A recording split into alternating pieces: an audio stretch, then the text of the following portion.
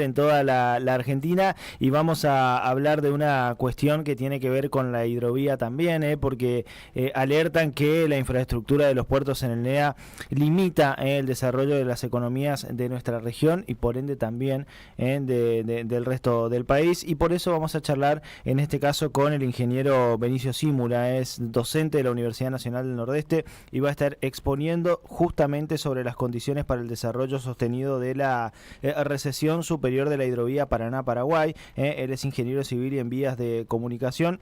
En este caso, además es profesor titular de la Facultad de Ingeniería de la Universidad Nacional del Nordeste y muy gentilmente nos atiende. Ingeniero Zímula, ¿qué tal? Muy buenos días. Fabián y Mariana nos saludan aquí desde Litoral Radio. Muchas gracias por atendernos. Buen día, ¿qué tal Fabián? ¿Qué tal Mariana? Buen día a toda la audiencia. Muchas gracias, ingeniero, por el contacto y ¿por qué, es tan importante la hidrovía y por qué se está haciendo mucho hincapié desde distintos aspectos, puntualmente en la situación de los puertos también? Porque la hidrovía sin los puertos y los puertos sin logística no nos permite sacar la producción por los mismos.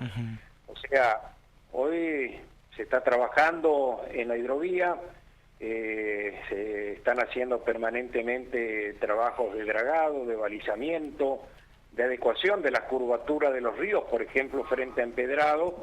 Muchos recordarán que los trenes de barcazas tenían que ser desarmados para poder pasar. Esto ya ha sido resuelto, pero quienes alimentan la hidrovía son los puertos. Por lo tanto, tenemos que tener puertos en condiciones. Y esos puertos, ¿quiénes alimentan? Y las redes ferroviarias, los sistemas viales, entre otros. ¿Y quién permite la operación de los puertos? Y aduanas, por ejemplo, que la verdad que tardan semanas. Estamos en la mitad de la tabla. Toma el principal puerto de la región, que es el puerto Barranquera. 3 años inoperables, no solamente por culpa de la bajante, porque no se hacen tareas de dragado, porque tiene problemas en la interconexión ferroviaria, o sea, tiene una vía hacia el oeste donde las formaciones ferroviarias descarrilan permanentemente. El puerto de Corrientes es un buen puerto desde el punto de vista de la navegación porque está frente al canal principal, pero es un puerto que está en el centro de la ciudad, que no puede crecer, donde los camiones indudablemente interfieren sobre el tráfico urbano, donde no permite interconexión ferroviaria. O sea, es un puerto que hoy está acotado a lo que es. El puerto de Formosa es un puerto que hoy está inoperable. Usted puede observar las imágenes fotográficas y va a ver que es un puerto que está absolutamente inoperable. Entonces nosotros hoy no estamos usando nuestros puertos adecuadamente. Y esto tiene dos connotaciones. La primera, que pagamos más en flete. El Chaco, más o menos, para que usted tenga idea, gasta además por trasladar sus productos a las terminales de Rosario aproximadamente $100 millones por año. Todo el norte argentino, más o menos gasta además $500 millones por año. ¿Qué significa esto? Fíjese, hace cuántos años estamos peleando por el segundo puente Chaco Corrientes. O sea, cada año y pico nosotros estamos consumiendo por deficiencia en la logística de transporte un puente, Chaco Corrientes. Y a esto se agrega, con casos concretos, el oeste de Formosa tiene las mismas condiciones geomorfológicas que el oeste del Chaco, donde se produce girasol, soja, algodón y otros productos más. Sin embargo, en esa región no se produce una sola tonelada de soja ni de ningún producto. Cuando nosotros analizamos esta situación es porque está involucrado una deficiente logística y obviamente costos de transporte que ya no hacen que la producción sea competitiva en el mercado internacional. Por eso es que tenemos un gran desafío hacia adelante. Y este no es un tema menor. El mundo, en plena pandemia, demandó un 20% más de alimentos. Y no hay que ser especialista para saber si la población sigue creciendo a escala mundial, esa población exige alimento. Claramente. No hay muchos espacios para producir alimentos en el mundo, espacios libres. Nosotros tenemos una región, tenemos todavía espacios suficientes para incrementar nuestra producción. El este de Bolivia, el departamento Santa Cruz de la Sierra, tiene extensas regiones que no puede producir porque ya la logística no le permite ser competitivo en el mercado internacional. Pasa lo mismo con el Paraguay, pasa lo mismo con el centro sur de Brasil. Y uno dirá, bueno, pero ¿qué me importa esos países? Sí, me importa, ¿sabe por qué? Porque cada carga de más cada tonelada de más que se mueva por la hidrovía, ¿dónde van a ir a parar? A las terminales portuarias de la Argentina, necesariamente. Esto va a implicar que hay que incrementar las terminales y habrá que contratar mano de obra calificada. O sea, nosotros vamos a brindar la logística de los puertos, porque indudablemente estas regiones van a tener que terminar, insisto, en los puertos de la República Argentina. Entonces, este es el gran desafío que tenemos hacia adelante. Yo señalo que creo que si las cosas medianamente se hacen bien, nosotros en unos años nos vamos a olvidar de esta difícil situación macroeconómica que estamos pasando. Pero para ser competitivo en el plano internacional, para producir más alimentos, para sacar más producción de litio, para vender la producción restante de vaca muerta en gas y petróleo, entre otros productos, necesitamos mejorar la logística. Y esto es lo que nosotros vamos a presentar esta tarde. Inclusive en algunos gráficos vamos a poder observar cómo se acható el crecimiento del Mercosur en detrimento de otras regiones del mundo. Entonces, en esto tenemos que trabajar, tenemos un gran desafío, y este desafío implica entender estas cuestiones. Porque la verdad, y lo voy a decir porque a esta altura de mi vida me comprometí a decir muchas cosas, también tenemos que poner al frente de los organismos a gente que conozca los temas. Acá hay muchas opiniones de muchos sectores que poco o nada entienden de esta cuestión y opinan como que tendrían el doctorado o el máster en hidrovía y en logística. Y en esto es toda una especialidad, es todo un involucramiento de diferentes campos, no solamente de la ingeniería, sino que de la economía, del derecho, por ejemplo, con este conflicto que tenemos en Paraguay, es una cuestión vinculada al derecho. Y bueno, este es el gran desafío que tenemos hacia adelante, y ya desde el año pasado la universidad está trabajando, la Universidad Nacional del Nordeste, a través de su Facultad de Ingeniería, está trabajando muy fuertemente en este tema. Inclusive tuvimos a mitad del año pasado una jornada en Paraguay, conjuntamente con el Centro de Ingenieros del Paraguay, discutiendo estas cuestiones, tratando de que los funcionarios entiendan la necesidad de trabajar en este tema con absoluta racionalidad, responsabilidad y conocimiento de lo que se trata poner en marcha esta cuestión. Pensaba en eso, ingeniero, muchos se ponderan el trabajo de la Universidad Nacional del Nordeste, pero en este tipo de situaciones, no sé si el asesoramiento sea la palabra, pero digo, tener en cuenta la opinión de los especialistas me parece fundamental, sobre todo para una proyección que nos permita salir de esta situación. Digo, este trabajo como el que ustedes realizan después, son presentados más allá de la academia, digo, ante los organismos del Estado, como para ver si se le puede dar una solución, o por lo menos proyectar una solución a mediano plazo de esta situación. Bueno, la universidad ha organizado en estos últimos años 5 jornadas. 3 acá, localmente, una en Formosa, por pedido de la Universidad Nacional de Formosa, y otra en Asunción. En una de ellas, por ejemplo, ha participado el gobernador del Chaco, el contador Milton Capitanich, y fueron participando diferentes sectores. Ahora, yo le quiero ser claro y conciso, vuelvo a tocar este tema, porque alguna vez los argentinos vamos a tener que tocar esto seriamente, y los partidos políticos también. Yo pertenezco a un partido político, por lo tanto me hago cargo, y no estoy tirando la piedra hacia afuera, sino que también me hago cargo de esto. Una de las grandes diferencias de los países desarrollados respecto a los nuestros es que quienes ocupan los cargos son personas preparadas. Sí. Y se preparan durante mucho tiempo. Sí. Yo acabo, y permítame 2 minutos, porque sí, cómo no. Acabo de terminar un libro que es Camino hacia el Poder, respecto al sistema político en Inglaterra, que la verdad es un sistema político que a mí me gusta muchísimo. Hay dos partidos centrales, el conservador y el laborista. Cuando gobierna uno, el otro en el Parlamento automáticamente forma un gabinete a la sombra. Acá justo toca un ejemplo en ese libro: pierden los conservadores, asumen los laboristas, los conservadores arman su gabinete en la sombra, deciden ellos como ministro de Transporte en la sombra. Este parlamentario durante un año se reunió con los sindicatos, con todos los organismos vinculados al sistema ferroviario, portuario, aéreo, automotor, estudió, buscó antecedentes. Cuando ganan los conservadores, este señor estaba preparado para ser ministro de Transporte.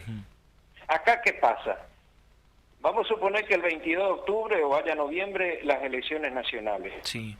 El que termina presidente va a tratar de ver dónde encuentra un ministro de Transporte. Digo ministro de Transporte porque son cientos de cargos y resulta que a lo mejor el que pone no está preparado. No, claramente. Fíjese lo que ha pasado, y no quiero hablar del punto de vista partidario, pero tuvimos dos secretarios de Transporte reconocidos, que fueron Jaime por un lado y por otro. Jaime no tenía ningún tipo de formación. Y Schiavi era ingeniero agrónomo, pónganlo en todo caso en agricultura, pero no en el tema de transporte. Exacto. ¿Cómo van a tomar la decisión? ¿Cómo va a tomar la decisión? Mire, digo algo que le dije a su colega, un colega suyo también de Corrientes, que me dijo, bueno, pero tienen asesores. Ah, sí, le digo, con asesores se resuelve. Mire, le voy a decir algo, y le contesté con ironía. Yo siempre quise ser cirujano. Así que, ¿sabe qué voy a hacer? Voy a contratar al mejor cirujano de la Argentina y me voy a dedicar a operar. Me va a decir cómo agarro el bisturí, cómo tengo que hacer las incisiones. Dos cosas. Lo más probable es que yo me equivoque. Claramente.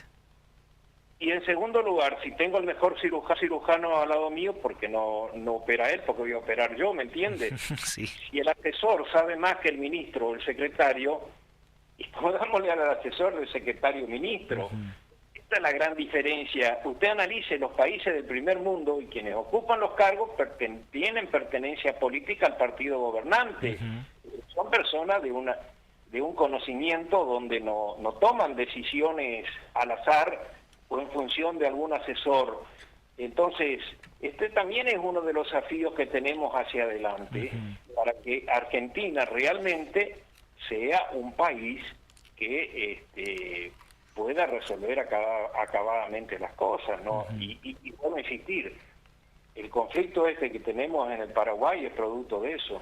Los que están al frente, con todo respeto, no tienen absolutamente conocimiento, seguramente, creo yo, por las decisiones que han tomado, de lo que es el estatuto de la hidrovía Paraná-Paraguay, conformado por los 5 países que pertenecen a la Cuenca del Plata. Ingeniero, pensaba también en lo que en un momento mencionó, que tiene que ver con un poco también el trabajo, la planificación, la búsqueda de más terminales. Pensaba aquí en Corrientes, digo, con el trabajo en el puerto de Ituzaingó, ¿se está viendo esta expansión portuaria, por decirlo de alguna manera, o solo con puertos no alcanza? Mencionó en un momento la cuestión ferroviaria y el segundo puente que se pidió que sea ferroviario y por cuestiones burocráticas y de trámites no se pudo lograr la construcción de un puente que también contemple lo ferroviario. Digo, teniendo en cuenta esto, ¿cómo estamos en función de la proyección para el NEA? Digo, en comparación con las otras provincias, Chaco y Corrientes, ¿cómo vienen trabajando? Y el Chaco está atrasado también. Hoy el puerto de Barranqueras, a pesar de que el río Paraná tiene condiciones de calado para navegar, no está operando, o sea, tiene inconvenientes de todo tipo. O sea, nosotros hoy en NEA estamos lejos de este promedio del país. Este es el primer aspecto. Sí. La segunda cuestión, permítame, ya que tocó el tema del puente, los primeros estudios respecto al segundo puente se hicieron en el Centro Regional de Transporte dependiente de la Facultad Regional Resistencia. Yo fui director del centro y director de estos estudios. Ahí se hicieron los esquemas para el puente ferroautomotor, que después el proyecto se hizo por acuerdo de los gobiernos del Chaco y de Corrientes, se hizo un proyecto ferroautomotor. Ahora, yo quiero decirle, y soy defensor del sistema ferroviario, pero en esta etapa quiero hacer la siguiente reflexión, que es que indudablemente o hacemos el puente automotor en primer lugar, o no hacemos nada. ¿Por qué le digo? Porque hacer el puente ferroautomotor implica agregar 300 millones de dólares para hacer la parte ferroviaria, ¿sí o no? Sí. Ahora, usted tiene que reconstruir todo el sistema ferroviario desde Corrientes hasta Curuzú, Cuatiá. Tenemos 300 kilómetros. Sí. A 2 millones de dólares el kilómetro son 600 millones de dólares. En segundo lugar, ya el sistema ferroviario no puede pasar por el centro de Resistencia. Tenemos que hacer una circunvalación por detrás del aeropuerto de otros 50 kilómetros, otros 100 millones de dólares más. Y tenemos que reconstruir 150 kilómetros más hasta Vía Teray. O sea, usted va a tener una cifra 2 o 3 veces más que el valor del puente. Y hoy la urgencia es hacer el puente automotor. Ayer precisamente daba una conferencia con este tema que me han pedido, porque hemos hecho en estudio en la Facultad de Ingeniería qué había que hacer para tomar medidas con el puente actual. Y si este puente colapsa, como han colapsado muchos puntos, yo pregunto qué vamos a hacer con 27.000 vehículos diarios circulando por el mismo. Claro, usted me dice, ¿dejamos de lado el sistema ferroviario? No. ¿Usted pasó alguna vez por el puente Zárate-Brazo Largo? Sí. ¿Cómo es la rasante y el puente ferroviario? La verdad... ¿Cómo? ¿Cómo es la diferente? Necesita una pendiente menor que el puente automotor. No sé si me explico. Entonces, en cualquier momento se puede hacer este puente. Sí. O sea, porque, insisto, va a estar pegado, puede estar pegado o no. Pero si está pegado, no implica que esté unido a esta estructura. Porque, insisto, necesita una pendiente menor. Usted vuelve a pasar por el Zárate Brazo Largo, observe con detalle lo que yo le estoy diciendo. El puente ferroviario es independiente. Entonces, cuando salgamos de este marasmo, discutiremos de hacer el puente ferroviario. Pues hoy la urgencia es el automotor. Yo creo que no hay clara conciencia de que si el puente, por cualquier circunstancia, las circunstancias que presentamos ayer, que son varias, realmente yo pregunto cómo resolvemos un caos económico y social de 27.000 vehículos pasando por día. De esos 27.000, el 70% es el tránsito local. Gente que trabaja de un lado o del otro, que estudia de un lado o del otro, realmente... ¿Y qué tenemos lo más cerca? El túnel, que también ya está colapsado, está previsto la construcción también de un puente, y además ya no pueden pasar más los camiones de carga por el colapso que tiene el puente. O sea, lo más cerca que tenemos es el puente Rosario Diamante. Entonces, yo por eso quiero decir, fui partícipe del proyecto inicial con el puente ferroautomotor, pero hoy yo creo que la decisión es urgente hacer el segundo puente. O sea, el 10 de diciembre creo que los gobernadores de Chaco y Corrientes, con el nuevo gobierno nacional, tienen que ponerse al frente de esto con extremada urgencia y tratar de buscar los fondos con algún organismo multilateral, como puede ser el BID, el Banco Mundial, que yo creo que con mucho gusto van a financiar, porque es una obra vinculado a la producción, y no es una obra, digamos, que puede no tener resultados realmente para toda la región. Ingeniero, muchas gracias. Ha sido usted muy amable por charlar unos minutos con nosotros. No, gracias a usted. Un gran abrazo. Hasta luego. Ahí pasaba, en este caso, charlando con nosotros hace minutitos atrás, el ingeniero Benicio Simula, que va a estar exponiendo